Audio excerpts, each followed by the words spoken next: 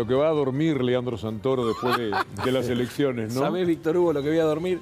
No puedo más. Estoy muy cansado, contento y agradecido con la gente que nos acompaña, pero es muy intensa la campaña y además te voy a decir una cosa. Trabajamos mucho más después de las PASO que en la primera etapa. Recorrimos más barrios, más comunas, todos los barrios, todas las comunas, todas las villas de la ciudad. Estuvimos militando en doble turno, triple turno, hasta mañana, tarde y noche, y haciendo todos los medios que nos invitaron para tratar de llevar nuestra propuesta a todos los rincones de la ciudad. Cuando hablamos de poner el cuerpo, es verdad. Realmente es así. Se pone el cuerpo y el espíritu, porque además uno tiene que pensar mucho lo que va a decir, tiene que tratar de fundamentar de la manera más didáctica posible para que la gente pueda entender y tiene que comprometerse con las ideas que son las que defendemos para que los compañeros y las compañeras que te escuchan en casa se sientan orgullosos y respaldados por los candidatos. ¿Dormís o encontrás el sueño pensando qué podés decir al otro día que complete tu mensaje? Sí, pareciera que vivimos juntos, Víctor Hugo. Sí, es así. A ver, me acuesto pensando en esto, me levanto pensando en esto y hasta calculo que las mejores cosas se me ocurren cuando estoy soñando, digamos. Siempre pasa. Siempre pasa. Me Como despierto cuando... y digo, ay, hay que explicarlo así. Me pasa muchas veces. Sí, te vas del canal y siempre uno se va desconforme. Como cuando discutís con una persona y después que se fue el otro... La mejor respuesta hubiese sido esta. Hubiera sido. ¿Y cuál es la mejor respuesta que puede dar el gobierno a partir del domingo? Mirá, la mejor respuesta es defender los intereses de los argentinos y de las argentinas con mucha firmeza, reconociendo que el Estado argentino tiene que cumplir un papel para crear riqueza, para redistribuirla, que es muy importante que todas y todas sepan que en ese camino estamos, que nos pasaron 2 años horribles de pandemia y que a pesar de todo lo que sucedió durante la pandemia, el contrato social y el contrato electoral no se incumplió. Apostamos a la producción, apostamos al empleo, apostamos a la redistribución del ingreso, apostamos a asistir primero a los más humildes y a los más desfavorecidos. Y a pesar de todo lo que fue la pandemia, cuando vos empezás a ver los indicadores de la macroeconomía, Víctor Hugo, la inversión, el crecimiento económico, la reactivación industrial, dan mejores los números ahora que en el año 2019, cuando todavía no había pandemia. Acabamos de verlo. Lo acaban de mostrar. Sí, comparación que siempre le pido al equipo de producción. Comparemos con el 2018, con el 2020 no vale. Y con el 2018 y con el 2019. Claro. Y ahí teníamos industria, septiembre contra septiembre de esos años. Es sorprendente, como es sorprendente también 33 parques industriales en la provincia de Buenos Aires, eso que mencionó Kicillof. De verdad que no lo sabía, y probablemente si como periodista no lo sabía, hasta que vino esta información, la gente tampoco. Es que hay una política industrial. Lo que no tenía el macrismo era una política de acumulación tendiente a generar empleo. Ellos tenían una política de acumulación económica tendiente a generar ganancia para unos pocos. Un modelo de desarrollo lo que piensa es cómo logramos que la Argentina crezca y redistribuya mientras crece. Y para eso hay que crear empleo y hay que tener una política que proteja a la pyme, toda la política de administración del comercio exterior va en esa línea, que lo proteja y que le incentive con tasas de interés subsidiadas o negativas que le permiten a las pymes poder reequiparse, comprar capital o bienes de capital, digamos, o capital de trabajo, y fundamentalmente tratar de expandir el consumo. En un contexto muy difícil, la Argentina generó el plan de salvataje de la industria más importante de nuestra historia, Víctor Hugo. Pusimos dinero para que las empresas, a través del Repro y a través del ATP, pudieran sostener el salario de los empleados privados, de las empresas privadas. Y al mismo tiempo tratamos de fortalecer y fortalecimos todos los programas sociales en el contexto de una renegociación de una deuda externa. Es, la verdad, cuando uno lo mira en perspectiva, a pesar de que obviamente falta mucho y yo sé que la gente le está pasando mal y estos indicadores macro todavía no se viven con la intensidad que nos gustaría que se vivan en la Argentina de hoy, el camino por el cual venimos me parece que es el camino que tenemos que apuntalar para que efectivamente la gente esté mejor en el corto plazo. O sea que si el domingo no es un gran domingo, como muchos están esperando, de todas maneras hay 2 años por delante en los cuales empezarán a verse los resultados de esto que estás mencionando. No tengas ninguna duda, ninguna duda. Mirá, 650.000 créditos productivos en 2 años. La tasa de interés, cuando nosotros asumimos que es la tasa de interés es lo que le permite al industrial pensar en expandirse, en tomar más empleados, estaba en el 70%, bajó al 28%. Estamos teniendo una política de contención de todos los sectores sociales para tratar que la estructura de consumo de la Argentina, digamos, no se desplome a pesar de lo que fue la catástrofe de la pandemia, que un video hoy que compartía el periodista Roberto Navarro acertadamente lo comparaba con una guerra. Se destruyeron 225 millones de puestos de trabajo en el mundo. Fue verdaderamente catastrófico lo que pasó. En la Argentina tuvimos un impacto importante, pero también la recuperación está siendo importante. Entonces, necesitamos el apoyo político en el Congreso para que este proyecto político pueda sacar las leyes que todavía no hemos podido sacar y que son necesarias. ¿Dónde viste lo de Navarro? ¿Lo tenés en el celular? ¿Eso? Sí, sí. Pásaselo al equipo de producción porque así me lo dan y lo quiero ver. Sí, claro. Va a ser muy interesante. Sí. ¿Cómo interpretás, Leandro, la suba del dólar blue de estos días? Es difícil no mirar el del domingo, ¿no? El domingo próximo. Mirá, todos los años electorales tenemos el mismo problema desde hace muchos años. En segundo lugar, el gobierno está tratando de desactivar una bomba de tiempo que nos dejaron y obviamente hay sectores que saben que la situación es difícil y que especulan aprovechándose de esa situación. Si vos tuvieses que controlar el tipo de cambio sin 100.000 millones de dólares de deuda que te dejó la gestión anterior, sería mucho más sencillo. Si vos tuvieses que controlar el tipo de cambio sin tener que renegociar 44.000 millones de dólares con el Fondo Monetario Internacional de vencimientos que son imposibles en el cortísimo plazo, sería muchísimo más sencillo. Para que la gente entienda, el año que viene hay que pagar 19.000 millones de dólares que la Argentina no tiene. Entonces, cualquier agente económico sabe que en época electoral hay una tendencia a la dolarización. Y como lamentablemente hay un sector de la Argentina que especula que a la Argentina le va a ir mal, este tipo de cosas suceden. Van contra el peso, pero no es que lo hacen porque van contra el gobierno de Alberto Fernández o de Cristina. Lo hacen porque es, casi te diría, la cultura de un sector de la Argentina que cuando tiene un excedente económico en época electoral se dolariza. Y cuando sabe que está en este tipo de negociaciones, especulan que la situación va a ser más difícil y se dolarizan más. Esas son las reglas de juego de nuestro país. Leandro, ¿cómo ves este coqueteo que hay entre Juntos por el Cambio y Milei con proyecciones de unidad de cara al 2023?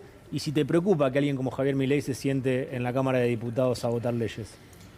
Me preocupa que las ideas de la intolerancia, de la insolidaridad, que para mí son disvalores, se naturalicen en nuestra sociedad.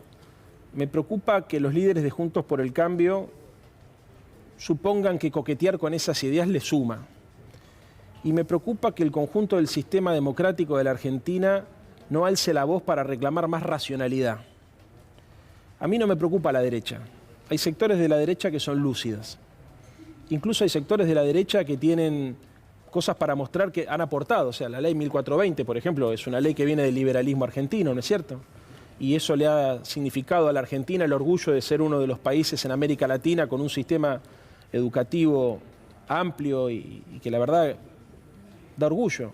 Ahora, estamos lejos de ese liberalismo. Estamos hablando de un liberalismo que lo que busca en realidad es desarticular lo público, que va en contra del Estado, que va en contra del Frente de Todos porque lo identifica como que es el partido que defiende el papel que tiene que cumplir el Estado en la sociedad. Si la gente pudiera entender que no necesariamente el liberalismo es ir contra el Estado. Claro.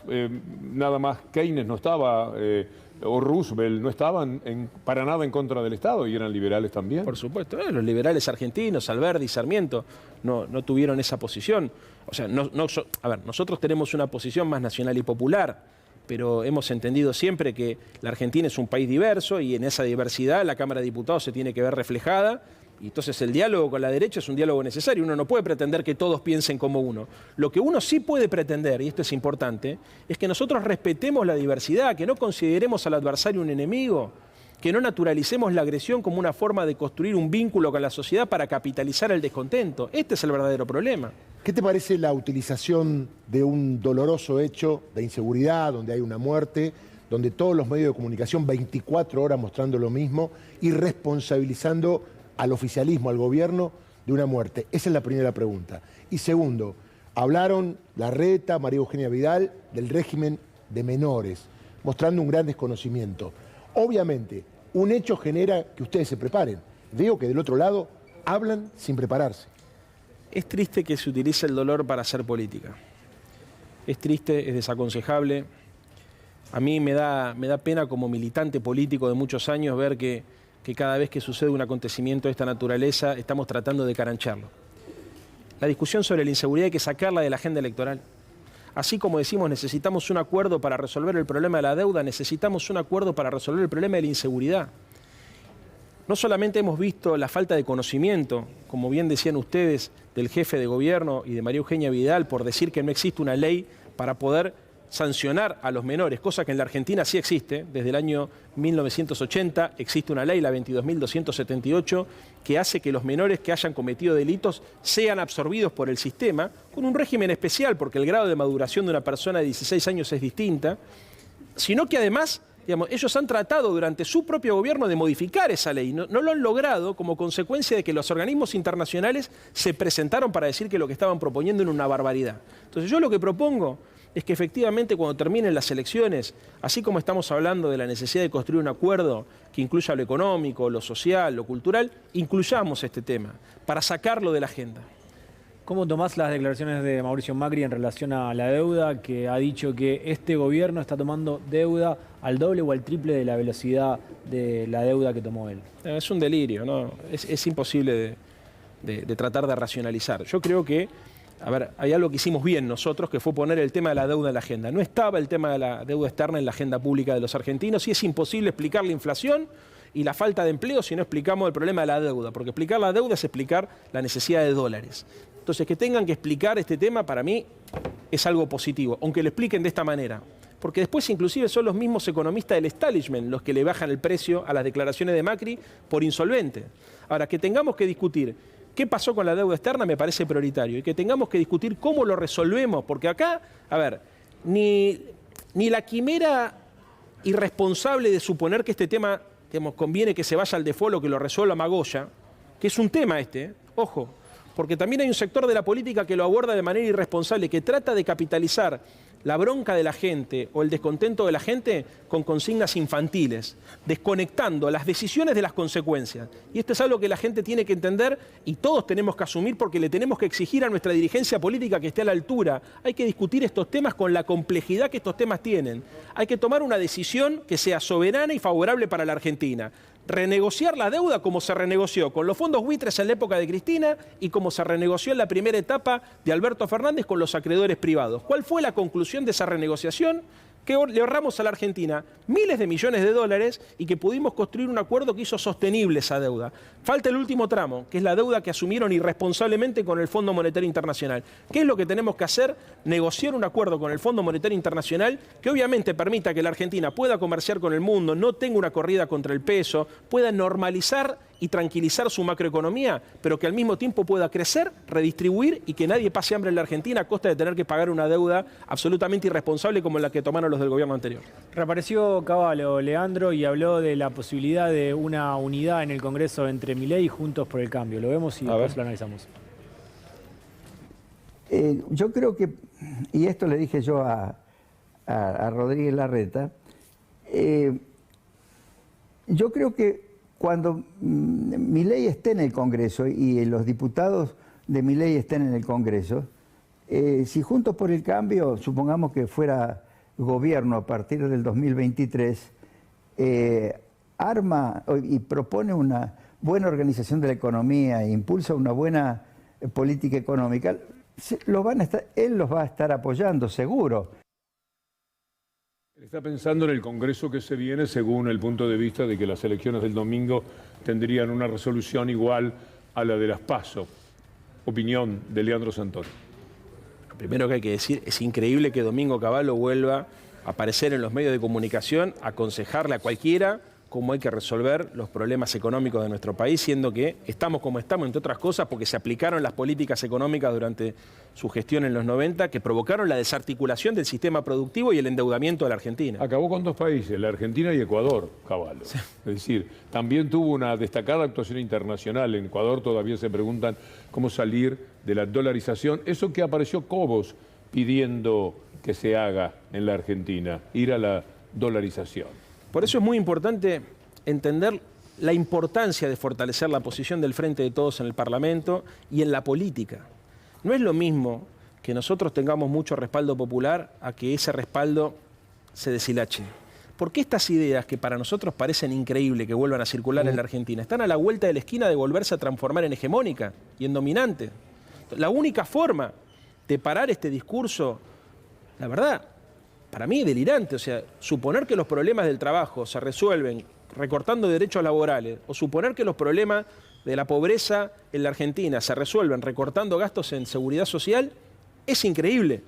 Ahora, para ponerle un freno a esto, es muy importante que haya un bloque de diputados y de senadores fuerte, con mucho respaldo popular, con claridad ideológica, que puedan ponerle un límite al avance de este discurso que está siendo hegemónico en el mundo. Ojo. Tenemos elecciones y los números dan vueltas y vueltas en la cabeza de todos. Leandro Santoro, Marciota, los candidatos, Heller, ¿estuvieron en el piso o en el techo en las PASO? No lo sé, yo espero que sea en el piso, digamos, ¿no? Pero yo hago política más allá de los números, Víctor Hugo. Cuando me propusieron ser candidato en la Ciudad de Buenos Aires, no me imaginé que iba a ser fácil. Asumí este desafío sabiendo que la tenía difícil porque hace más de 14 años que el PRO no pierde una elección. Y además manejo un aparato importante, tanto aparato de gestión como un aparato comunicacional. Tomamos esta decisión, la de encabezar esta lista, porque creíamos que le podíamos servir al proyecto nacional, no solamente para hacer una buena elección, sino para instalar ideas y valores. Yo creo que los valores que nosotros defendemos no se pueden cuantificar. Los valores, nuestras propuestas, nuestra mirada sobre lo que hay que hacer con la Argentina y con la ciudad de Buenos Aires, Víctor Hugo, que es un problema enorme, no estamos hablando de la ciudad, es una elección nacional, pero también es importante hablar de la ciudad, requieren que haya voces potentes, claras, que defiendan los principios y los valores del espacio que nosotros representamos, independientemente de las especulaciones cuantitativas. Si tuvieras que pasear a alguien por la Argentina, particularmente la ciudad de Buenos Aires, donde sos candidato, y llevarlo a escenarios de la imaginación, ¿qué le mostrarías del escenario que propone la derecha? ¿Y qué le mostrarías del escenario que proponen ustedes? Mirá, varias cosas. Es hermosa la pregunta, porque lo soñé muchas veces, eso también como posibilidad. Trataría de llevarlo al norte y al sur, para que vea la desigualdad. Trataría de mostrarle cómo es una plaza en Soldati y cómo es una plaza en Recoleta. Trataría de mostrarle los contrastes que existen en la política de vivienda, si es que existe una política de vivienda en la ciudad, y el plan Procrear. Mostrarle cómo funciona el Estado Nacional construyendo viviendas sociales y cómo Horacio Rodríguez Larreta favorece el emprendimiento inmobiliario ultramillonario de los amigos del poder. Trataría de mostrarle también cómo funciona el subte en la ciudad de Buenos Aires. Cuánto tenemos que esperar los usuarios del subte para tomar un subte, y más los que tenemos que vivir en el sur. No es lo mismo tomarse la línea E que tomarse la línea D. Los que vivimos en el sur sabemos de lo que estamos hablando. Trataría de mostrarle lo que es ir a pedir turno a un hospital público, que a veces tenés que estar hasta 6 meses para que te lo den, y tenés que ir a las 6 de la mañana porque te dan muy poquitos turnos. Trataría de mostrarle la infraestructura escolar, pero también trataría de mostrársela a muchas porteños y a muchos porteños, porque este ejercicio de tratar de mostrarle cómo funciona Buenos Aires a un extranjero es un ejercicio que deberíamos tener todas y todos, porque efectivamente hay una ciudad que te muestran en los spots y en los espacios que el gobierno genera para ponerle reflectores y mostrarle a la sociedad, te muestran las cosas que funcionan bien, porque la verdad que la ciudad de Buenos Aires tiene cosas que funcionan bien. Vos ves al Teatro Colón, usted, Víctor Hugo, va muy seguido ahí, sabe perfectamente lo que es un orgullo de la Argentina. Pero cuando uno ve, por ejemplo, la política cultural y la desinversión que hay en los centros culturales del sur de la ciudad, fundamentalmente, uno se desalienta. Cuando uno va, por ejemplo, y ve cómo funciona, digamos, los servicios públicos, la seguridad en el norte de la ciudad, se pone muy contento. Dice, mirá, las estadísticas en el norte de la ciudad, qué bien que le dan a la Argentina y a la ciudad de Buenos Aires, mejor dicho, ¿no? Pero cuando uno ve, por ejemplo, cómo son las estadísticas en la Comuna 1 y en la Comuna 4, se da cuenta que tenemos el doble de índice de homicidio doloso que en el promedio general de la ciudad. Para que ustedes se den una idea, en la Comuna 1 y en la Comuna 4, al año 2020, hay una tasa de homicidio de 12 cada 100.000. La de Rosario debe estar en 16, la de La Matanza está por debajo. Cuando uno ve los promedios generales de la ciudad de Buenos Aires, a la ciudad le dan bien, porque efectivamente hay una redistribución también de la fuerza de seguridad muy inequitativa. Las tasas de homicidio, por ejemplo, en los barrios del norte y en los barrios del centro de la ciudad no son tan altas, pero el tema de la Comuna 1 y la Comuna 4, Barracas, La Boca, Parque Patricios, Retiro, Puerto Madero, bueno, hay que ponerle la atención que se merece, porque después pasan cosas como las que pasaron en Lugano hace 3 o 4 meses atrás y nos preguntamos quién gobierna en Lugano. Bueno, gobierna Horacio Rodríguez Larreta. Fue un jugador fantástico con esta respuesta. Ya estoy pensando, yo hago radio también, en mi programa de mañana, ponerla íntegramente, porque me parece que ha sido muy claro. Y lo pusimos como buen jugador entre Riquelme y Maradona, Leandro. Así que... y ha jugado, ahora viene Diego. Y ha jugado a la altura. Ahora viene Diego. Muchas gracias. Déjeme decirle algo a usted, un minuto nada más. Ya se lo puede decir en Sobredosis de TV, pero le quiero decir a usted también personalmente que para nosotros es muy importante, para mi generación es muy importante, para los compañeros de militancia nuestro, usted es muy importante, porque el Frente de Todos, si bien es cierto que se nutre fundamentalmente de peronistas, la mayoría de nuestras compañeras y de nuestros compañeros se sienten identificados con la cultura peronista, hemos logrado también construir una familia que es más amplia. Y hay sectores que tenemos otras experiencias de origen, como la del radicalismo, como la del socialismo, como la de los movimientos sociales independientes, que pudieron converger en el Frente para la Victoria y hoy en el Frente de Todos, entre otras cosas porque existen referentes culturales como usted, Víctor Hugo, que construyeron un puente y nosotros estamos orgullosos que el Frente tenga esa pluralidad interna de identidades. Nos hace más ricos, más fuertes, nos hace mejores seres humanos y la verdad usted tuvo mucho que ver con eso, con abrir la convocatoria a que sectores de distintos niveles de la sociedad, de distintas pertenencias, de distintos estratos sociales puedan sentir que tienen una herramienta para llevar adelante su proyecto de vida y su proyecto político. Así que usted no se da cuenta, Víctor Hugo, lo importante que es para todos nosotros. Hoy estuve con los artistas reunidos que nos vienen a dar su apoyo, le mandan un saludo enorme. Usted es un referente que excede por lejos el fútbol y el periodismo. Lo mataste. Pero es real. La gente que está en casa sabe que estoy diciendo la verdad. Muchas gracias. ¿Cómo es lo de Maradona? Víctor